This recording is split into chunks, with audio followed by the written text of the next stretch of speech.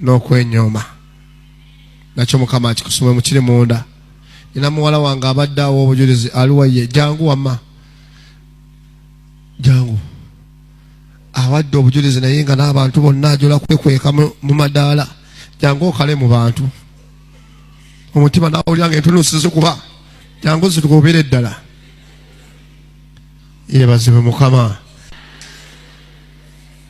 Kiri munda bw'omusanga ng'atambula tobimulowoozaamu. Naye birabe.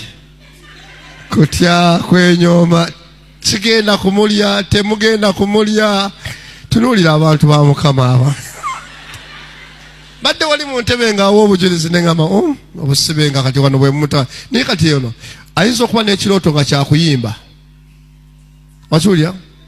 Era nga n'abamusabira ayimbe naye ng'alina kusumulwa mu kutya okwenyooma ensonyi. Okitegeera ekigambo ekyo?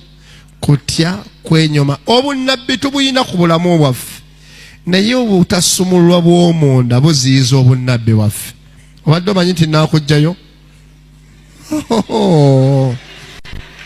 Fudde maama, ayogera fudde maama Katonda wange.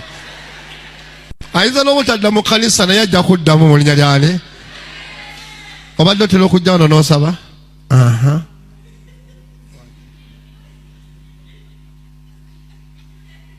Akomyewo leero.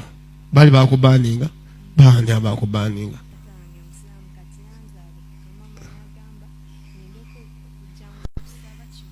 Taata bwe yali yamugamba musiraamu atayagala byakusaba naye nga tabyagala mukati n'alwawo okujja kati akomyewo ali ati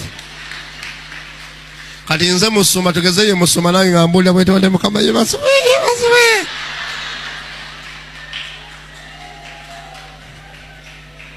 Kati ono ne webibanga birooto by'amaanyi wadde famire eryetya wano galina Katonda kyamwetaaza.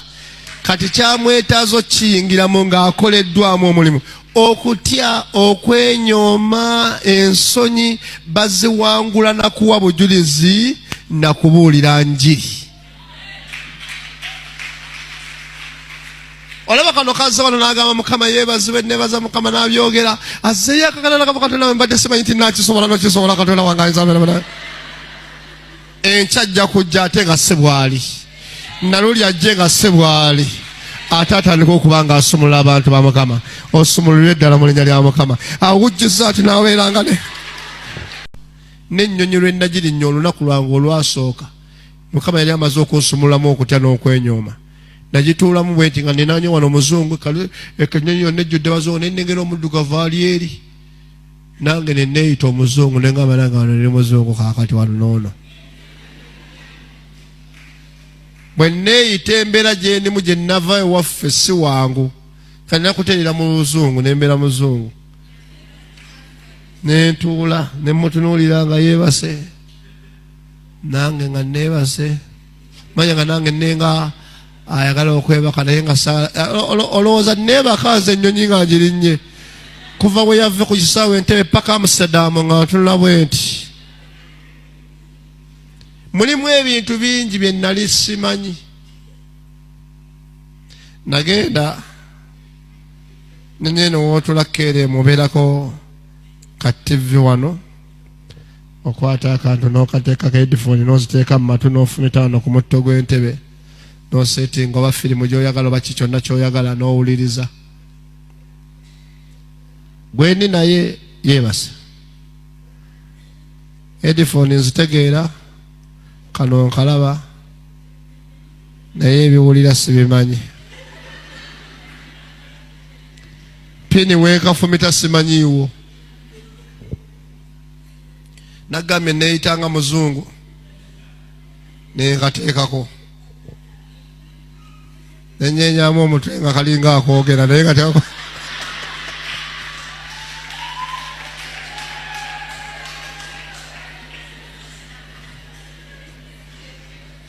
gamba munno nti osanyisa musumba w'oyo.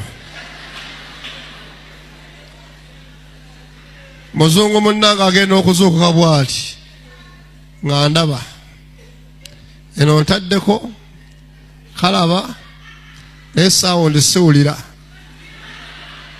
ate neefudde ng'agiwulira. Muzungu munnange agenda okuntunulira bw'ati.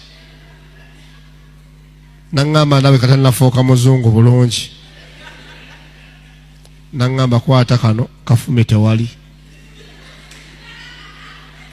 Sese nabadde mbagamba nti mukyala wange namugamba nti ebyokuswalaswala nze nabikola ntya.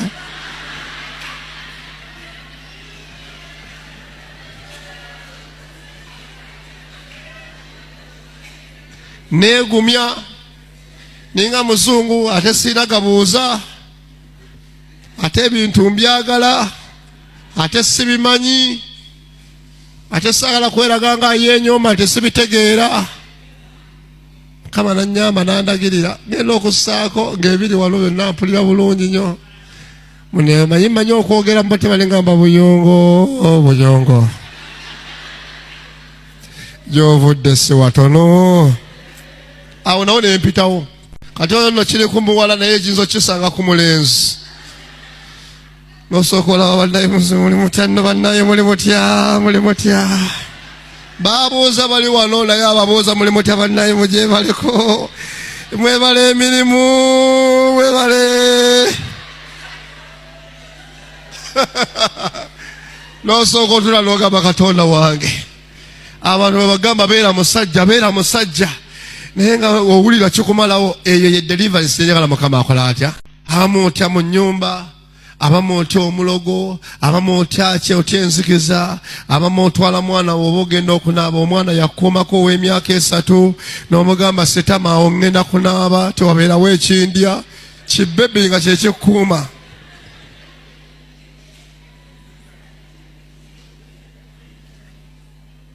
Abamu nakwebaka bwebasi. Oyina akaana ke wassaawo ke katambula okugenda ku switch kagizikize nga gwe weebise eddamu ng'oti muli wunda. Abamu osuzaako ttaala si kubanga kawuula ajja mu nzikiza.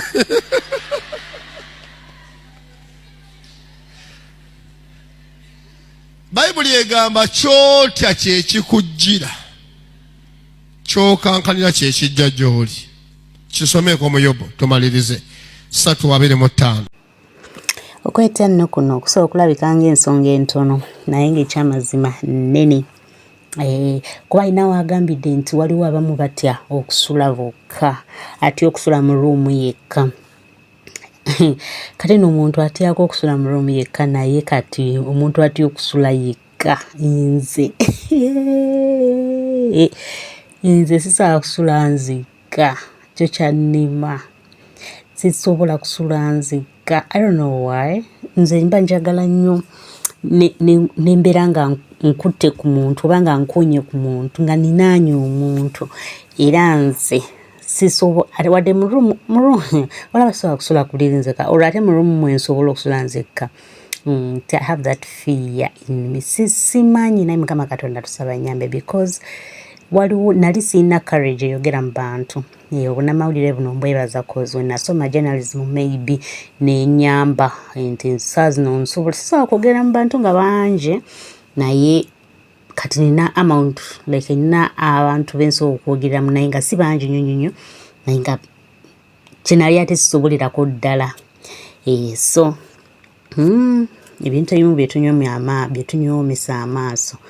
Mukama Katonda alina nate waba asobola okuyita abeere nga akuyamba. Osobola okuba nga weetya okwogera naye nga ate munnange kyogenda okutya okwogera oba nga ogenda kola speech wabeeyo agiwulira agambe oyo asobola okukola bw'atyo, asobola okubeera PR wange, asobola okubeera sales manager wange, weebityo okitegeera. So opportunity noba nga ogituddeko mu ebyo eby'okwetya. So Mukama Katonda atusaba atuyambe. Nze nsaba nyambe cause kimpa obuzibu nti simanyi naye saba Mukama Katonda nyambe ekyo nakyo kigwewo nga naye nsobola kulira nzekka nzukka bulungi nembeera fine.